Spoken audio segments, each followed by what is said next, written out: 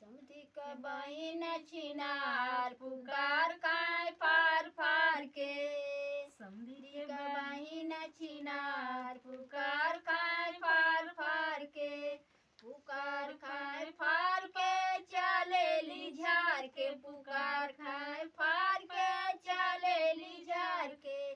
घूमेली पवाई बाजार समोसा खाए काट काट के। घूमेली पवाई बाजार समोसा खाए काट काट के। अगुआ का बहिन छिनार पुकार खाए फार फार के। अगुआ के बहिन छिनार पुकार खाए फार फार के। पुकार खाए फार के चलेली झार के। पुकार खाए फार के चलेली झार के। घूमेली माहुल बाजार जिलेबी खाए चाट चाट के। घूमेली माहुल बाजार जिलेबी खाए चाट चाट के। दुल्हा के बहिन छिनार पुकार खाए फार फार के। दुल्हा के बहिन छिनार पुकार खाए फार फार के। पुकार खाए फार के चलेली झार के। पुकार खाए फार के चलेली झार के। घूमेली आजमगढ़ बाजार की चाट खाए बाट बाट के। घूमे आजमगढ़ बाजार की चाट खाए बाट बाट के। बर्तियावन का बहिन छिनार पुकार खाए फार फार के। बर्तियावन का बहिन छिनार पुकार खाए फार फार के।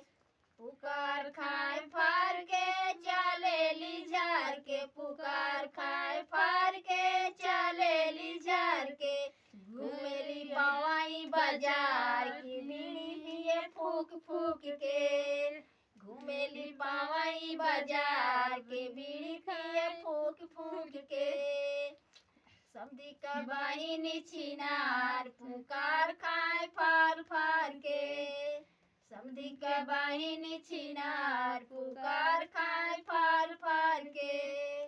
पुकार खाए फार के चलेली झार के। पुकार खाए फार के चलेली झार के। घूमेली पवाई बाजार समोसा खाए काट काट के। घूमेली पवाई बाजार समोसा खाए काट काट के। बर्तियावन का बहिन छिनार पुकार खाए फार फार के। बर्तियावन का बहिन छिनार पुकार खाए फार फार के। पुकार खाए फार के चलेली झार के। पुकार खाए फार के चलेली झार के। घूमेली माहुल बाजार समोसा खाए काट काट के। घूमेली माहुल बाजार जलेबी खाए चाट चाट के। घूमेली माहुल बाजार जलेबी खाए चाट चाट के।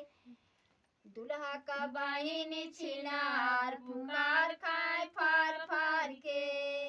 दुल्हा का बहिन छिनार पुकार खाए फार फार के। पुकार खाए फार के चलेली झार के। पुकार खाए फार के चलेली झार के। घूमेली चकिया बाजार। घूमेली चकिया बाजार समोसा खाए काट काट के। घूमेली चकिया बाजार मूंगफली खाए फोर फोर के। घूमेली चकिया बाजार मूंगफली खाए फोर फोर के।